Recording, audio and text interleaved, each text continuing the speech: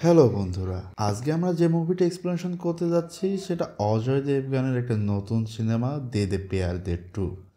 আসলে এর আগে দে দে প্যার দে মুভির অন রিলিজ হয়েছে, সেটা এখন থেকে প্রায় 6 বছর আগে।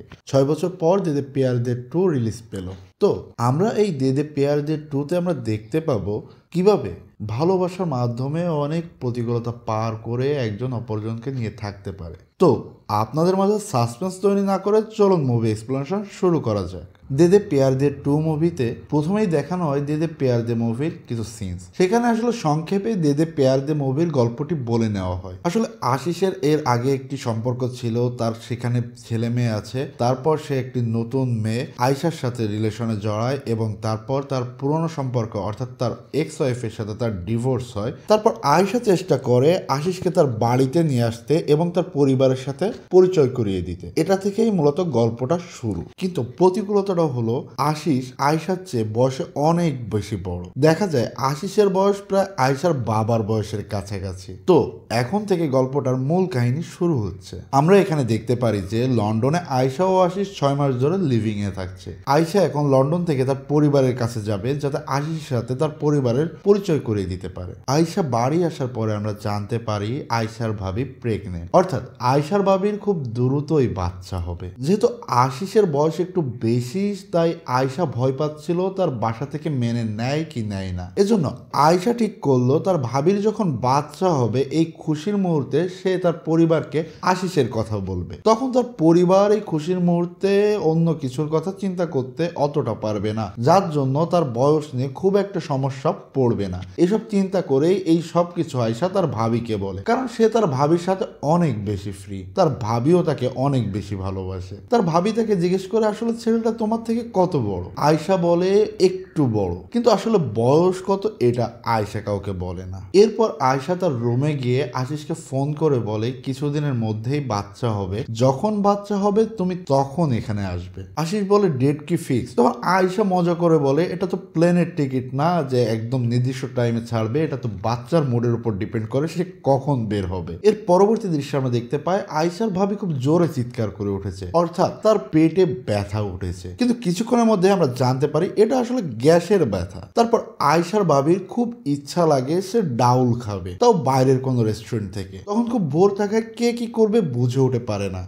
কিন্তু আয়শার বাবা তার ছেলের বউকে অনেক ভালোবাসতো, তাই ওই সকালে একটা রেস্টুরেন্ট ওপেন করায় সেখানে নিয়ে যায় খাওয়া দাওয়া করাতে। সেখানে সবাই খাওয়া দাওয়া করতে করতে আয়শা বলে তুমি যদি ঝাল ঝাল খাও তাহলে তোমার বাচ্চা দ্রুত আসবে। তখন আয়শার মা বলে তুই তো ফুফুয়ার জন্য খুব ব্যস্ত। তখন আয়শার ভাবি অত কিছু না ভেবে ভুলে বলে ফেলে ও ফুফুয়ার জন্য ব্যস্ত না, ও একটা লিভিং এ আছে 6 মাস থেকে, ওর একটা বয়ফ্রেন্ড আছে, তার কথা বলার জন্য সে এই টাইমটা বেছে নিয়েছে যখন আমার বাচ্চা হবে। এই কথা বলার পরপরই সে বুঝতে পারে সে একটা ভুল করে ফেলেছে, সে বাবা মায়ের সামনে কথাগুলো বলে দিয়েছে। তাই সে আবারও চিৎকার করে উঠে। সবাই তাকে নিয়ে যখন ডাক্তারের কাছে যেতে যাবে গাড়ির দরজা খোলার পরপরই আয়শার ভাবি বলে ও ভুল হয়েছে, এটা মনে হয় আমার আবার গ্যাস হয়েছে, এটা মনে হয় গ্যাসের ব্যথা। তবে এইটা নিয়ে আয়শার মা বাবা একটু মনক্ষুণ্ণ হয়। তারা বলে আমরা এডুকেটেড ফ্যামিলি, আমরা মডার্ন পরিবার, তুমি আমার সাথে এগুলো শেয়ার কেন করবে না? আমি ছোটবেলা থেকেই তোমার সাথে, তোমার বাবা কম তোমার বন্ধু হিসেবে আছে, তাহলে তুমি কেন তোমার বাবা মার কাছ থেকে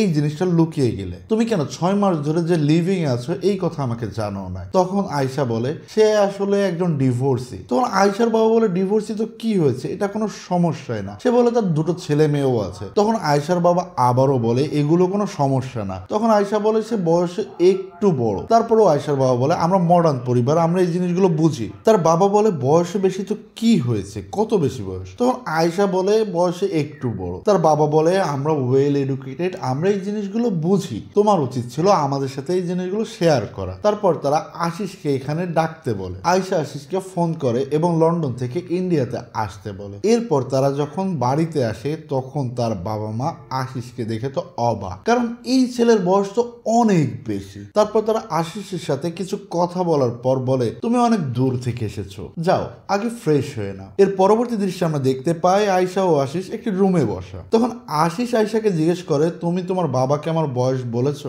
আয়েশা বলে না, কিন্তু আমি কোনো মিথ্যা বলিনি, আমি বলেছি তুমি আমার চেয়ে বয়সে বড়। তখন আশিস বলে তুমি মিথ্যা বলছো, তোমার বলা উচিত ছিল আমার বয়স কত, তাদের সাথে এরকম মিথ্যা বলা উচিত হয়নি। আয়েশা বলে আমি কোনো মিথ্যা কথা বলি নাই, আমি জাস্ট সত্যটাকে একটু লুকিয়ে গেছি। আশিস বলে যে মিথ্যা বলা এবং সত্যটাকে লুকানো সেম কথাই আসে। তখন আয়েশা বলে তুমি আমাকে এত বেশি কথা বলো না, তুমি তোমার পরিবারের সামনেও আমাকে বলেছিলে আমি তোমার সেক্রেটারি। তখন আশিস বলে সেটা আমার ভুল ছিল, এজন্যই যে তুমি আবারও ভুল করবে এটা সঠিক নয়। আয়েশা বলে তুমি আপাতত চুপ থাকো, যতদিন না বাচ্চা হচ্ছে ততদিন কাউকে আমি তোমার বয়স বলবো না। তখন আশিস বলে আমাকে কেউ জিজ্ঞেস করলে আমি কিন্তু বলে দিব। আয়েশা বলে না, তুমিও বলবে না। আশিস বলেছে ওকে, আমাকে যদি কেউ ডিরেক্ট জিজ্ঞেস না করে আমি বলবো না, কিন্তু আমাকে যদি কেউ ডিরেক্ট জিজ্ঞেস করে আমি কিন্তু কাউকে মিথ্যা বলবো না। আয়েশা বলে আচ্ছা ঠিক আছে। এরপর আয়েশার পরিবার অর্থাৎ আয়েশার বাবা মা ভাই ভাবি এবং আয়েশা ও আশিস একসাথে বসে আড্ডা দিতে। তখন আয়েশার বাবা বিভিন্ন প্রশ্ন জিজ্ঞেস করতে থাকে, যেমন তোমার এক্স ওয়াইফের সাথে তোমার কতদিন আগে ব্রেকআপ হয়েছে, তোমার ছেলে মেয়ের বয়স কত, তোমাদের আসলে এত পরে ডিভোর্স কেন, বিভিন্ন কোশ্চেনের মাধ্যমে আসলে আশিসের বয়স জানতে চায়। কিন্তু সবগুলো কোশ্চেন জানানো কোনো না কোনো ভাবে আয়েশা এড়িয়ে যেতে থাকে। ঠিক এই মুহূর্তে যখন দেখে যে তার বাবা মা আশিসকে অনেক প্রশ্ন করছে তার বয়স বোঝার জন্য, তখনই আয়েশা তার ভাবির পায়ে একটা খোঁচা দেয় এবং তার ভাবি খুব জোরে চিৎকার করে ওঠে, অর্থাৎ তার পেইন উঠছে। কিন্তু ঠিক যখনই আবার গাড়ির দরজার কাছে যায় তখনই বলে বাবা এটা মনে হয় গ্যাসের ব্যথা, আমার ভুল হয়েছে। ঠিক এভাবেই চলতে থাকে। এর পরবর্তী দৃশ্যে আমরা দেখতে পাই আয়েশার বাবা মা ডিসকাস করছে কি বলে আশিসের বয়স বের করা যায়, কারণ ডিরেক্ট বললে তো কেমন একটা হয়ে যায়। তারপর আয়েশার পুরো পরিবার খেতে বসে। তখন আয়েশার মা আশিসকে বলে আমার মেয়ে যখন লন্ডনে গেছিল তখন 1 পাউন্ড ছিল 100 টাকা করে, তো আপনি যখন গেছিলেন তখন এটা কত ছিল? তখন আশিস বলে আমার ঠিক মনে নেই। তখন আয়েশার বাবা বলে মনে নেই মানে, আমার মেয়ে যখন গেছিল তখন 101.4 টাকা ছিল, তুমি যখন গেছিল ঠিক কত ছিল? তখন আয়েশা বলে ও তো গিয়েই প্রথম থেকে চাকরি করছে আর ও ইংল্যান্ডেই সেটেল, সো পাউন্ডের হিসাব রুপিতে করতো না। এটা বলেই তারা কথাটা এড়িয়ে যায়, কারণ তারা দেখতে চেয়েছিল আশিস যখন লন্ডনে ছিল তখন পাউন্ড আসলে কত রুপি করেছিল, তাহলে সেটা দেখতে পারলে তারা জানতে পারতো আশিস আসলে কত সালে লন্ডনে গেছে, তাহলে তার বয়সটা অনেক সহজেই তারা বের করতে পারতো। এরপর তারা যখন রাতে সবাই একসাথে বসে গল্প করছিল তখন আয়েশার বাবার কাছে একটি কল আসে। তখন সে কলে একজন বলতে থাকে যে আশিসের ডিটেলস বের করছে। এই কথাটা সবাই যেন শুনতে পায়, কারণ তার বাবার ফোনের ভয়েস ছিল অনেক লাউড। তখন সে বলতে থাকে আশিসের বয়স 51 বছর 5 মাস, আরো বলে তার 2টা বাচ্চা আছে, একটার বয়স 25 বছর এবং অন্যজনের বয়স 22 বছর। আরো বলে যে 1999 সালে বিয়ে হয়েছে এবং 2011 সালে সে লন্ডনের সিটিজেনশিপ পেয়ে গিয়েছে। এই কথাগুলো সেখানে থাকা সবাই শুনতে পায়। তারপর যখনই আয়েশার বাবা ফোন কাটে তখন আয়েশার সাথে সাথে রেগে যায়, বলে তুমি আমাদের উপর স্পাই করছো, তুমি আশিসের উপর স্পাই করছো, সিরিয়াসলি? প্রশ্ন করার আছে প্রশ্ন করো না, সরাসরি প্রশ্ন করো, এভাবে স্পাইগিরি করার কি আছে? তারপর তারা দুইজন তারপর আয়েশার বাবা মা সেখানে আয়েশাকে কিছু না বলেই সেখান থেকে চলে যায়। তারপর আয়েশার বাবা মা ভিতরে এসে দুইজন একে অপরের সাথে রাগারাগি করে ডিসকাস করতে থাকে যে আমাদের মেয়ে মিথ্যা বলা শিখলো কার কাছ থেকে, তুমি তো কখনো মিথ্যা বলিনি, আমাদের মধ্যে তো এই ডিএনএ নেই, তাহলে এই মেয়ে এত মিথ্যা কথা বললো কেন আমাদের কাছে? তখন সে আয়েশাকে ফোন করে বলে যে তুমি আমাদের রুমে আসো, তোমার সাথে কথা আছে এবং তুমি একাই আসবা। তারপর তারা আয়েশার সাথে বিভিন্ন কথা বলে। তখন আয়েশার আম্মু আয়েশাকে জিজ্ঞেস করে কেন তুমি আমাদের মিথ্যা বলেছিলে? তখন আয়েশা বলে আমি কোনো মিথ্যা বলিনি। তখন আয়েশার মা বলে সত্যি লুকানো আর মিথ্যা বলা একই কথা। তারপর তার বাবা বলে আমি এসবের কোনো কথা বলতে চাচ্ছি না আয়েশা, আমি আসলে চাচ্ছিলাম তুমি এমন কাউকে পছন্দ করো যে তোমার খেয়াল রাখবে, যে তোমার জন্য ভালো হবে,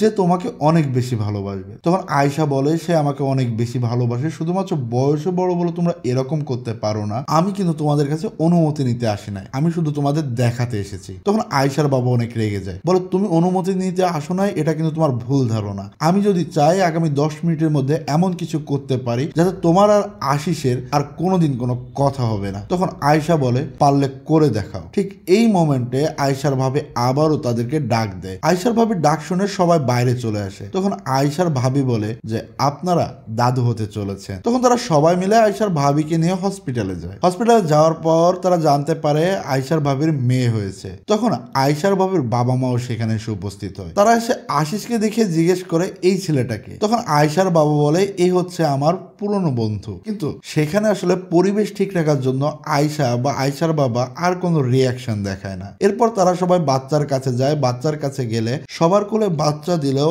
আয়শার বাবা আশিসের কোলে বাচ্চা দেয় না। এটা দেখে আয়শা অনেক রেগে যায় এবং সেখান থেকে বেরিয়ে যায়। আশিসও আয়শার পিছু পিছু চলে আসে। তখন আয়শা আশিসকে বলে, তোমার কোলে কেন বাচ্চা দিবে না, চলো এখনই আমরা বাচ্চা বানাবো, আমাদের বাচ্চা হবে, তারপর সেই বাচ্চা তুমি কোলে নেবে। এই টাইমে আয়শার বাবাও রুম থেকে বেরিয়ে আসে। বেরিয়ে এসে মেয়ের সাথে ঝগড়া করতে থাকে। ঠিক তখন আয়শার মাও বেরিয়ে আসে আর বলে, এখন কি ঝগড়া করার সময়, তোমরা চলো ভিতরে চলো, কোনো ঝগড়াঝাটি করো না। এরপর সবাই আবার চুপ হয়ে যায় পরিবেশের জন্য। এরপর বাড়ি আসার পর আশিস তার লন্ডনের বন্ধুকে ফোন দেয়। তাকে সে সবকিছু বলে। সে বলে যে আয়শা চাই যেন আমি তার বাবা মাকে ইমপ্রেস করি। এখন আমি এই 51 বছর বয়সে এসে তার বাবা মাকে কিভাবে ইমপ্রেস করব। তখন আশিসের বন্ধু বলে, 51 বছর বয়সে যখন প্রেম করতে পারছো তখন কি ইমপ্রেস করতে পারবা না? এর পরের দৃশ্যে আমরা দেখতে পাই সকালবেলায় আশিস তার বাবা মার জন্য রান্না বান্না করছে। রান্না বান্না করে নিয়ে তাদের সামনে নিয়ে যায় খাবারগুলো। তারপর আয়শার মাকে বলে, ভাবিজান খেয়ে নে। এটা শুনেই তো তারা দুজনই অবাক। আয়শার বাবা মা বলে, ভাবিজান? তখন আশিস বলে, সরি আম্মু খেয়ে নি। তখন তারা আবারও অবাক হয়ে যায়। আম্মু? তখন আশিস কিছু বুঝে না উঠতে পেরে বলে, সরি বোন খেয়ে নি। এটা শুনে তারা আরো অবাক। তারা না খেয়ে সেখান থেকে চলে যায়। আশিস এটা নিয়ে কনফিউজ হয়ে যায় তার বাবা মাকে আসলে কি বলে ডাকবে, কারণ বয়স তো তাদের প্রায় কাছাকাছি। এর পরবর্তী দৃশ্যে দেখতে পায় আয়শার ভাবিরা বাড়ি এসেছে। তখন আশিস তাদের বরণ করে ঢোকাতে থাকে। তখন আয়শার ভাবির বাবা মা আশিসকে বলে, তুমি কিন্তু আমার মেয়ে যখন বাড়িতে যাবে তুমিও যাবে, কারণ তুমি যতই হোক আয়শার বাবার ছোটবেলাকার বন্ধু, সো তোমাকে অবশ্যই থাকতে হবে। তখন সে বলে, আচ্ছা ঠিক আছে। এর পরবর্তীতে আমরা দেখতে পাই যে আয়শার ভাবির বাচ্চার জন্য আয়শার বাবা একটি পার্টি অর্গানাইজ করেছে। সেই পার্টিতে এক লোক আয়শার দিকে একটু কুনজরে তাকাচ্ছিল। এটা তার বাবার চোখে বেঁধে যায় এবং সেই লোককে সে অনেক মারধর করে। এরপর তারা সেই পার্টি ছেড়ে বাড়ির দিকে চলে আসতে লাগে। তখন আয়শার বাবা মা,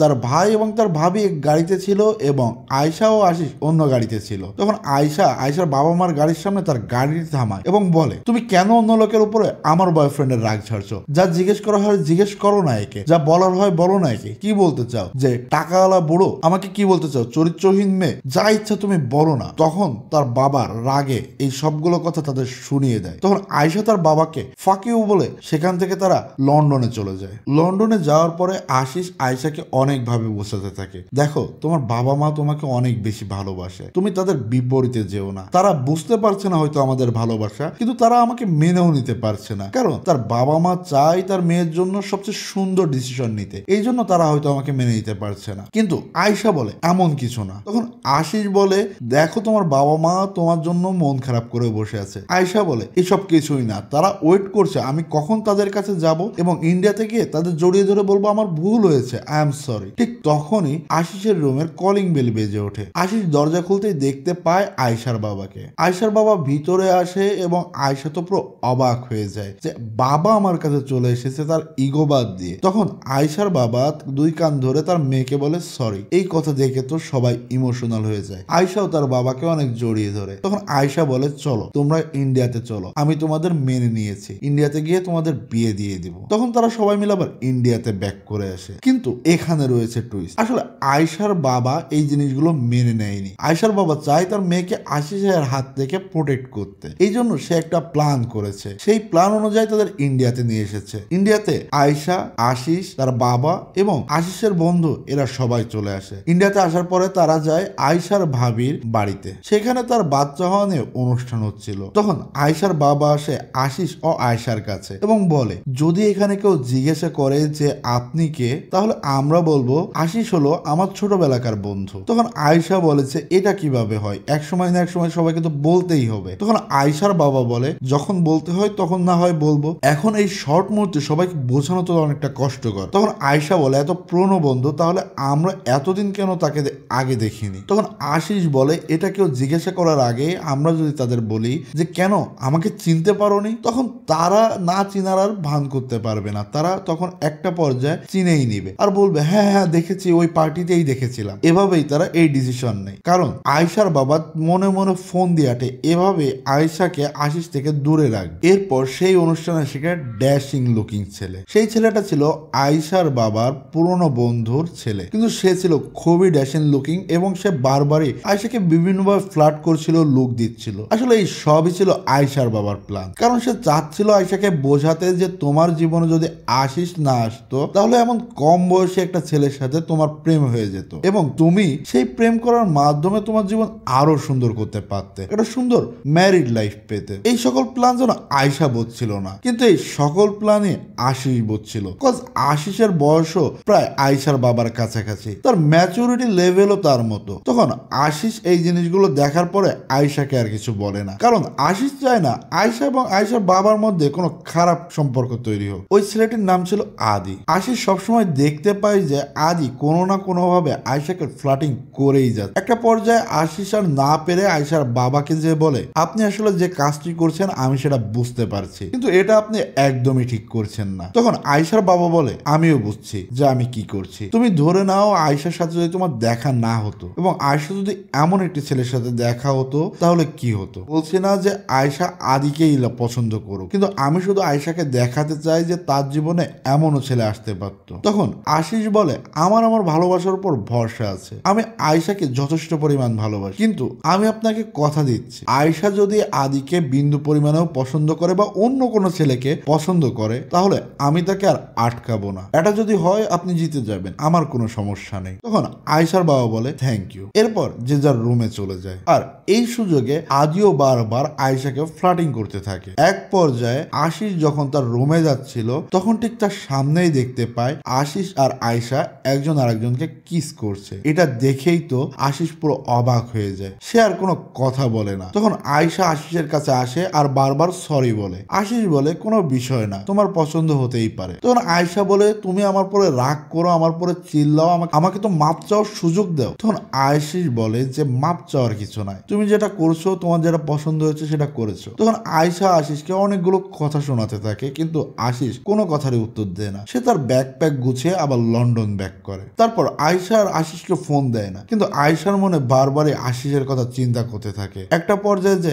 আয়েশা বুঝে উঠে পারে না সে কি করবে। সে আদিকে সবার সামনে এসে বলে, তুমি কি আমাকে বিয়ে করবে? তখন আদি বলে ওকে। এরপর তাদের বিয়ের তোড়জোড় শুরু হয়ে যায়। তখন আদি আসে আয়েশার বাবার কাছে আর তার বাবাকে বলে, আঙ্কেল এটা ঠিক যে আমি আয়েশাকে সত্যিই ভালোবাসি, কিন্তু আমার কাছে মনে হচ্ছে আমি আয়েশাকে ঠকাচ্ছি, কারণ আমি এখানে এসেছিলাম মূলত আপনার কথা মতো, কারণ আপনি বলেছিলেন আয়েশাকে যেন মুভ অন করানো যায়। এটা করতে যে হয়তো আমি আয়েশাকে সত্যিই ভালোবেসে ফেলেছি, কিন্তু আমার তো আসলে এই উদ্দেশ্য ছিল না। তো আমার মনে হচ্ছে আমি আয়েশাকে ঠকাচ্ছি। তখন আয়েশার বাবা বলে যে এটা কোনো ঠকানো হচ্ছে না, আমি আমার মেয়েকে একটা সুন্দর জীবন দিতে চাচ্ছি। একটা সুন্দর জীবন দেওয়ার জন্য যদি কিছু মিথ্যাও বলা হয়ে যায় তাও সেটা বলা ভালো। এর মাঝে হঠাৎ আয়েশা আশিসের সেই বন্ধুকে ফোন করে আর বলে, আপনি আমাকে একটা ফেভার করতে পারবেন? কিন্তু কি ফেভার সেটা সরাসরি বলে না। এরপর আশিস যখন আশিসের ফ্রেন্ডের কাছে আসে তখন আশিসের ফ্রেন্ড আশিসকে বলে যে আয়েশা ফোন করেছিল। তখন আশিস বলে কি বলেছে? তখন আশিসের ফ্রেন্ড বলে যে সে বলছে এখানে যে জিনিসপত্রগুলো আছে সেই জিনিসপত্রগুলো নিয়ে যাওয়ার জন্য, কজ আয়েশা আর লন্ডনে আসবে না। তখন আশিস বলে যে আমি সবকিছু পাঠিয়ে দিব। এরপর আর এগুলোও বলে যে আয়েশার বিয়ে ঠিক হয়েছে, 2-3 দিনের ভিতরেই আয়েশার বিয়ে। তখন আশিস বলে যে ওর বিয়ে ঠিক হয়েছে, ওর পছন্দ হয়েছে ছেলে, তো বিয়ে করতে পারে, আমার আসলে কিছু বলার নাই। এর পরবর্তী দৃশ্য দেখতে পায় আয়েশার মেহেদি। আয়েশার মেহেদিতে আয়েশার হাতে আদির নাম লেখা হবে। তখন আয়েশা আশিসকে ফোন করে বলে যে তুমি অন্তত আমাকে একটা বার আটকাতে, তুমি কেন আমাকে ছেড়ে চলে গেলে? যাই হোক, যদি চলে গেছো আমার আর কিছু বলার নেই, আজকে আমার মেহেদি, হাতে নাম লেখার সময় তোমার কথা খুব মনে পড়ছিল, এটাই তোমাকে বলতে ফোন দিয়েছিলাম। আচ্ছা তোমার যেটা ভালো লাগে তুমি সেটা করো, 2 দিন পরে আমার বিয়ে। এটা বলে দুজনেই খুব মন খারাপ করে ফোন রেখে দেয়। এর পরের সিনে আমরা দেখতে পাই আয়েশার গায়ে হলুদ। সেখানে আয়েশার বাবার পাশে এসে আয়েশার ভাই দাঁড়ায় তার মেয়েকে কোলে নিয়ে। আয়েশার ভাই আয়েশার বাবাকে বলে যে তুমি আয়েশার সাথে এটা ঠিক করছো না, তুমি আয়েশাকে আসলে ভুলভাবে বোঝাচ্ছ। তখন আয়েশার বাবা বলে আমার মেয়ের জন্য যেটা ভালো আমি সেইটাই করছি, তোর মেয়ে বড় হইলে তুই কি করতিস? তখন আয়েশার ভাই বলে আজ যাই করতাম তার সাথে আমি কোনো বিট্রে করতাম না। এরপর সে তার বোনকে হলুদ লাগাতে যায়, তখন তখন তার বাবা ভাবে হয়তো তার মেয়েকে তার কোলে দিবে, কিন্তু আয়শার ভাই তার মেয়েকে তার বাবার কোলে না দিয়ে অন্য একজনের কোলে দেয়। এটা দেখে আয়শার বাবার একটু খারাপ লাগে। সে ভাবে আসলে কি আমি আমার মেয়ের সাথে বিট্রে করছি। এরপরে আসে বিয়ের আগের দিন রাত। সেখানে অনেক নাচ গান হই হুল্লোড় মজা মাস্তি হতে থাকে, কিন্তু এক পর্যায়ে এসে আয়শা যখন আয়শার বাবার দিকে তাকায় এবং আয়শার বাবা যখন আয়শার দিকে তাকায়, তখন দুইজনই দুইজনের ভালোবাসা বুঝতে পারে। দুইজনের চোখে পানি চলে আসে, কারণ আয়শা তার ঘর ছেড়ে খুব দ্রুতই চলে যাবে। এসব চিন্তা করে তার বাবারও চোখে পানি চলে আসে। এভাবেই একজন আরেকজনকে আলিঙ্গন করে দুইজনের মনের কষ্ট বোঝাতে থাকে। আয়শার বাবা তার চোখের পানি লোকাতে তার রুমে চলে যায়। এরপর আয়শার মা আয়শার বাবাকে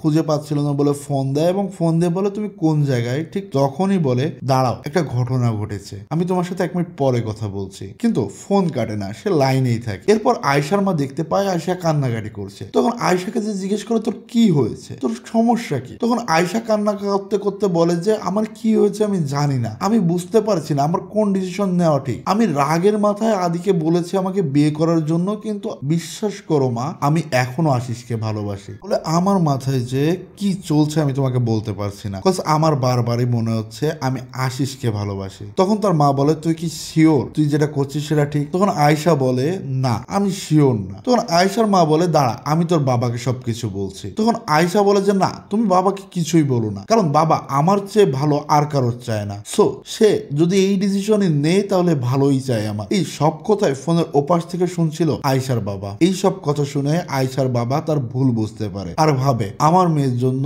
আশিসই ঠিক ছিল, এবং আশিসকে আনার জন্য সে পরের দিনে লন্ডনে রওনা দেবে এমন সিদ্ধান্ত নেয়। সে এয়ারপোর্টের দিকে যেতে থাকে। ঠিক তখন আমরা পর্দার অন্য দৃশ্য দেখতে পাই আশিসের বন্ধু আশিসকে বিভিন্ন কথা বলছে, তাকে বোঝাচ্ছে যে আয়শার বিয়ে হয়ে যাচ্ছে। এক পর্যায়ে আশিস বুঝতে পারে যে তার ভুল হয়েছে, তার আসলে এই বিয়েটা ঠেকানো উচিত ছিল, তার সেখান থেকে চলে আসা উচিত হয়নি। সে ম্যাচিউর হয়েছে কিভাবে এভাবে চলে আসলো। তখন সে বলে আমি আজই এখনই যাব এবং এই বিয়ে ভাঙবো। তখন আশিসের বন্ধু আয়শাকে ফোন দেয় আর বলে আগুন লেগে গেছে। তখন আমরা দেখতে পাই এক নতুন টুইস্ট। আসলে এই সব কিছু চলছিল আয়শার প্ল্যানে।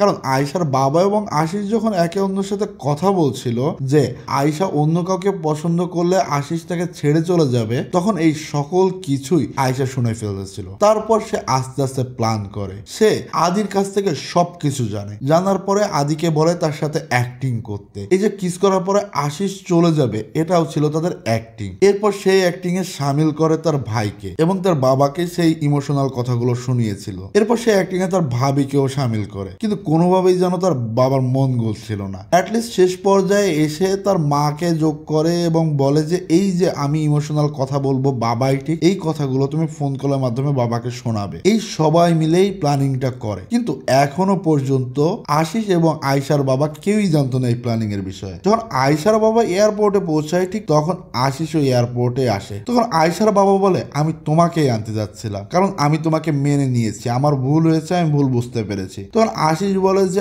আচ্ছা ঠিক আছে আমি এখন আগে বাড়ি যাব, আয়শার সাথে দেখা করব। তখন আয়শার বাবা বলে চলো আমার গাড়িতে চলো। তখন আশিস বলে যে না আমার খুব বেশি আয়শাকে বলা প্রয়োজন যে আমি তার জন্য এসেছি, আপনি আমাকে নিয়ে এসেননি। তখন আয়শার বাবা বলে আমারও আয়শাকে খুব বেশি বোঝানো প্রয়োজন যে আমি তোমাকে নিয়ে এসেছি, আমি জিনিসটা বুঝতে পেরেছি। তখন আশিস বলে যে আমি খুব সরি, বিকজ আমি এই জিনিস আয়শাকে বোঝাতে চাই যে আমি নিজে থেকে এসেছি। তখন আয়শার বাবা আবার বলে যে আমি চাই যে আমি তোমাকে নিয়ে এসেছি এটা আয়শা বুঝুক। এরপর এরকম করতে করতে তারা বাড়ির দিকে রওনা দেয়। এরপর তারা আয়শাকে বারবার বোঝাতে থাকে। এরপর বাড়ি এসে তারা আয়শাকে বিভিন্নভাবে বোঝাতে থাকে। আশিস বলে আমার ভুল হয়েছে, আমার থাকা উচিত ছিল। আয়শার বাবা বলে আমি কিন্তু আশিসকে নিয়ে এসেছি। এরকম বিভিন্ন কথা বলতে থাকে, কিন্তু আয়শা বলে আমি আদিকেই বিয়ে করব। তারা দুইজন বিভিন্নভাবে বিয়ে ভাঙার চেষ্টা করে, কিন্তু আয়শা বলে আমি আদিকেই বিয়ে করব। এক পর্যায়ে যে আয়শার বাবা বলে ওঠে এই সবই আমার প্ল্যান ছিল। তখন আয়শা সবকিছু বলতে থাকে সেই রাতে কি কি কথা হয়েছিল। তখন তারা দুজনেই বুঝতে পারে যে আয়শা তাদের সকল কথা শুনেছিল। এরপর ওই বিয়ের মণ্ডপে তাদের বিয়ে ঠিক হয়। এরপর আমরা একটা হ্যাপি এন্ডিং দেখতে পাই। সবার লাস্টে সব পরিবারে একসাথে মিলে গল্প করছে। আয়শার ভাবি আশিসের এক্স ওয়াইফকে ফোন দিয়ে বলছে যে আশিস এবং আয়শার বিয়েতে তারা কি কি করবে। এরকম ভাবেই এটা একটা এন্ডিং হয়। আসলে ভালোবাসা থাকলে সে যে কোনো বয়সেই হতে পারে, এটাই আসলে এই মুভিতে বোঝানো হয়েছে। তো মুভির এক্সপ্লোরেশনটা যদি ভালো লেগে থাকে তাহলে চ্যানেলটা লাইক করুন এবং চ্যানেলটা সাবস্ক্রাইব করে দিবেন, এবং কেমন লাগলো প্লিজ কমেন্টে জানাবেন। আজকের মতো এই পর্যন্ত এখানেই শেষ। আল্লাহ হাফেজ, দেখা হবে নতুন ভিডিওতে।